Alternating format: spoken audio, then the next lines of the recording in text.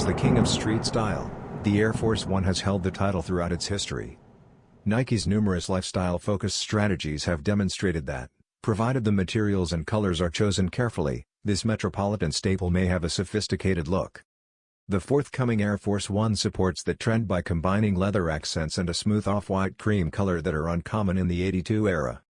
Even though brown leather isn't particularly new to the Air Force 1, Nike has decided to give the darker tone a subtle burnished finish to give it an older look. An apparent grid-like pattern can be seen on the heel tab, which may be a reference to the chain-link fences that enclose streetball courts. The external stitch on the tongue label, which adds a handcrafted attitude, finishes the ensemble.